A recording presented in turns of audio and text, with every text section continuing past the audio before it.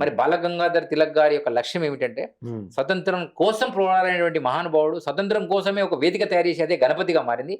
ఇప్పుడు గణపతి వేదికలో మనము మన ధర్మం మీద, మన సాంప్రదాయం మీద, మన ఆచార వ్యవహారాల మీద ఎవడైతే మనల్ని చంపడానికి, మనల్ని ఆగం చేయడానికి, మన దగ్గరికి వెళ్ళి ఇవన్నీ లాక్కొని ఈ దేశాన్ని ఆక్రమించుకోవాలనుకునేటువంటి వాళ్ళ దగ్గర మీరు కనుక ఈ పండుగలలో మీరు పూలు కొన్నా, పండ్లు కొన్నా, మీరు టెంట్ సామాన్ కొన్నా, డీజే కొన్నా, మీరు తీసుకెళ్లేటువంటి గుర్రాల బండిని తీసుకొచ్చిన, లారీ తీసుకొచ్చిన, బస్సు తీసుకొచ్చిన వాడికి మీరు అంటే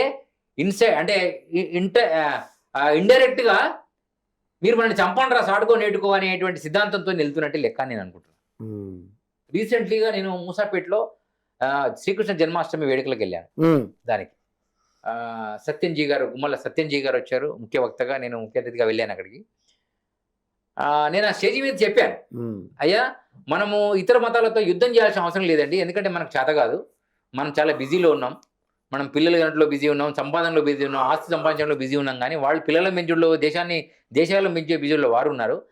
కనీసం ఆదివారం నాడు మీరు ఎవరి దగ్గర మీరు కొనే పదార్థాలు కొంటున్నారు, సోమవారం పూజకి ఏం కొంటున్నారు, మీ పెళ్లిళ్ళలో మీ వస్త్రాలు ఎక్కడ కొంటున్నారు, మీరు బుక్ చేసేటువంటి వాహనాలు ఎవరి దగ్గర బుక్ చేసుకుంటున్నారు, అది ఓలో కావచ్చు, ఇంకోది కావచ్చు, ఇంకో కంపెనీ కావచ్చు, ఏదైనా కావచ్చు, ఏదైనా కూడా మీరు ఇతర మతాల నుంచి వీలైనంత వరకు దూరంగా ఉంటే బాగుంటుంది అని ఫస్ట్ ఒక 1 year వరకు ఈ ఒక పొద్దులు పట్టండి. అప్పుడు గణపతి కూడా మీకు సహకరిస్తాడు, అమ్మవారు కూడా మీకు ఆ నవరాత్రి ఉత్సవాల పూజకు ఫలితం వస్తుంది. మీరు పంతుల్ని మాత్రం మనవాడిని బట్టి కింద పదార్థాలన్నీ మాత్రం ఇతర దగ్గర కొనుక్కొచ్చి పెడితే ఈరోజు పూల మీద మలమూత్రాలు జల్లి అమ్ముతున్నారు. రియల్గా చెప్తున్నది, జోక్ కాదు, చల్లుతున్నారు. దాన్ని పంతులు గారు తీసుకొచ్చి పల్లెల్లో పెడతారు. ఆయన వీళ్ళతో ఏం అడగడు, అదే తీసుకెళ్లి స్వామికి వేస్తాడు. నాలాంటి స్వామి చేస్తే స్వామి కూడా వేస్తారు. ఇది హిందుత్వంపై జరుగుతున్న కుట్ర. ఇది హిందుత్వం కాదు, యావత్ ప్రపంచంలో ఈ ధర్మాన్ని మొత్తం ఖతం చేయడానికి జరుగుతున్నటువంటి విషయం. ఇది మనకు తెలుస్తలే. ఎందుకంటే చక్కెర అంటే కండ చక్కెర.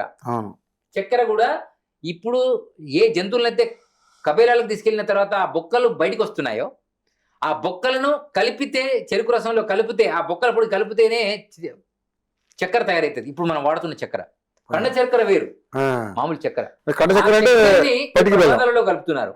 అది పెద్ద ప్రమాదం. నిత్యం ఛాయ్లో కలుపుకుంటారు, ఇది ఇంకా పెద్ద ప్రమాదం. రెండో విషయం. తర్వాత మూడో విషయం, వద్దురా బాబు అంటే మనకి వరంగల్లో ఒక పురోహితుడు సాయిబాబా దేవాలయం ఇంకేదో దేవాలయంలో మైకు కొంచెం పొద్దునెళ్ళి పెట్టినందుకే ఒక సైకో మతస్థుడు వెళ్ళి, ఒక శాంతి కామకుడు వెళ్ళి ఆ ముసలాయన కొడితే ఆ బ్రాహ్మణుడైనటువంటి ఆ పురోహితుడు కొన్ని రోజుల తర్వాత చనిపోయాడు. రిజల్ట్ ఏమొచ్చింది తెలుసా? ఆ చంపిన వాడు సైకో నుండి మెంటల్గా వాడు డిజబిలిటీ ఉన్నది, వాడు ఎర్రగడ్డలో వాడికి సర్టిఫికేట్ ఉందని ఆర్డర్ వచ్చిందే తప్ప చనిపోయిన వాడికి ఏమీ ఫార్మాలిటీ రాలేదు. కానీ అప్పుడు మరి హిందూ ధర్మం వాళ్ళు ఎవరు కూడా ఇప్పుడు మార్వాడి గోబ్యాక్ అన్నట్టుగా అప్పుడు వాడిని ఎవడు గోబ్యాక్ అని లేదు. పోనీ మాది బ్రాహ్మణ సంఘం, మాది పురోహిత సంఘం అని చెప్పి ఆ పురోహిత సంఘం అయినా ఎవరైనా ధర్నాలు చేసి తన కోసం రాస్తారోకలు చేసిందంటే చేయలేదు. అంటే ఇది ధర్మం పైన జరుగుతున్నటువంటి దాడి. సో కాబట్టి ఇప్పుడు హిందూ ధర్మము, హిందువులు, హిందూ గురువులు, హిందూ పురోహితులు, హిందూ ధర్మము, హిందూ దేవతా గుళ్ళు, హిందూ అమ్మాయిలు, హిందూ సాంప్రదాయాలు, హిందూ మానవులు ఈ భూమి మీద హైదరాబాద్ భాగ్యనగరమే కాకుండా భారతదేశ వ్యాప్తంగా, ప్రపంచవ్యాప్తంగా నివసిస్తున్నటువంటి ప్రతి వాడికి ఒక సెక్యూరిటీ రావాలంటే ఈ దేశం హిందూ దేశంగా మారాలి. ఒకప్పుడు నేపాల్ హిందూ దేశం అని ఉండే, ఇప్పుడు అది కూడా నేపాల్ కూడా హిందూ దేశంగా నుంచి బడిపోయింది. ఈ మధ్య ఒక టీవీ ఛానల్ వారు నాకు ఫోన్ చేశారు, ఆ ఛానల్ పేరు ఏదో నాకు ఐడియా లేదు, 4 Sides టీవీ ఛానల్ అనుకుంటా. ఏ హిందూ రాముడు అయోధ్యలో పుట్టలేదు, మా నేపాల్లో పుట్టాడని ఆ దేశ ప్రధానమంత్రి అన్నాడని వారు నాకు చెప్పారు. నేనన్నా, రాముడు అయోధ్యలోనే పుట్టాడు, కానీ 120 దేశాలకు విరాట్ చక్రవర్తి ఆయన. అవును, ఏ దేశంలోనే పుట్టుకొని మా దేశంలో పుట్టాడు మొక్కుంటే తప్పేంటి? కదా మరి. అయోధ్యలో రాముడు ఉన్నాడు, మా గ్రామంలో కూడా రామాలయం ఉంది, ఆంజనేయ స్వామి దేవాలయం ఉంది. అంటే రాముడు ఆ దేవుడు ఆ ఏరియా పుట్టినట్టు కదా. సో అట్లా ఆ ప్రధానమంత్రి అన్నాడు, దాని మీద ఖండించాలంటే నేనన్నా, అసలు రాముడే లేడు అని చెప్పేవాడినే మనం ఏం చేయలేకపోయాం. ఇప్పుడు రాముడు మా దేశంలో పుట్టాడు అంటున్నాడు, సంతోషమే కదా. బెటరే. వాడు నేపాలి గొర్రె అయినా ఇంకో గొర్రె అయినా రెండే విషయం ఒకటే అని అంటున్నాడు. సో మనం అయోధ్యలో పుట్టినాం అంటున్నాడు, వాడు నేపాల్లో పుట్టినాం అన్నాడు. మరి నేపాల్లో పుట్టినాం అన్నప్పుడు అదే నేపాలి నుండి, నేపాలి మా సీతా దేశం, ఇది కోసల దేశం, ఇది జనక మహారాజు పుట్టిన దేశం కాబట్టి మా దేశం నుంచి రాముడికి వాళ్ళు ఏదో పంపించారు సరే అప్పుడు తెలుసా మీకు ఉమ్.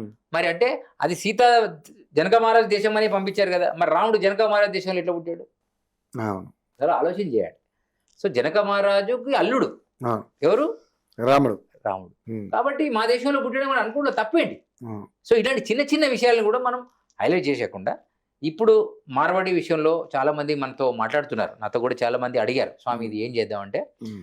కొంతమంది వృత్తిదారులు కోపం ఉంటుంది ఎందుకంటే మా అన్ని పోతున్నాయని అవును కానీ వాళ్ళందరికీ ఒక విషయం చెప్తున్నా ఇలా మంగళి వృత్తి అంటే నాయి బ్రాహ్మణ వృత్తిలో రెండు వృత్తులు ఉంటాయి ఒకటి సన్నాయి మేళం వాదించేవాళ్ళు అవును రెండోది క్షౌరశాల అంటే కేశఖండన ప్రతి దేవాలయంలో జరుగుతున్నటువంటి వాళ్ళు సో వీళ్ళందరూ కూడా వీళ్ళ వృత్తులన్నీ కూడా ఇప్పుడు మాక్సిమం రీసెంట్లీగా వికారాబాద్ ఏరియాలో ఉమ్. ఒక ముస్లిం వ్యక్తి మంగళ షాప్ పెట్టాడని అక్కడ మంగళ కులస్తులు నాయి బ్రాహ్మణ కులస్తులు వెళ్ళి కోర్టులో కేసేశారు పెద్ద గొడవ చేశారు అప్పుడు కోర్టు ఏం తీర్పిచ్చింది తెలుసా ఉమ్. అరే బాబు ఈ రాజ్యాంగం ప్రకారం ఈ దేశంలో ఎవడో ఏ పని అయినా చేసుకొని బతకొచ్చు అది కుల వృత్తి అయి ఉండొచ్చు కానీ ఆ వృత్తిని ఎవడు నేర్పాడు వాడికి నువ్వే నేర్పావు కదా ఏదో రకంగా ఏదో మీ దాంట్లో ఎవడో నేర్పాడు అవును మరి సో వాడు ఆ నేర్పుకున్న తర్వాత వాడు అందులో పట్టుకోపోతే ఏం బతుకుతాడు సో నేర్చుకున్నదే అందుకు కదా బతుకుతాం. కాబట్టి వాడు వాడు ఆ పని చేయకుండా ఉండొద్దు మీరు దానికి అడ్డం పడితే మీ కేసు అవుతుందని చెప్పేసి కోర్టు ఆర్డర్ ఇచ్చింది మంచిగా ఇప్పుడు ఏమైంది ఉమ్. నాయ బ్రాహ్మణ కులస్తులందరూ సైలెంట్ ఎవరి పని వాడు చేసుకుంటున్నారు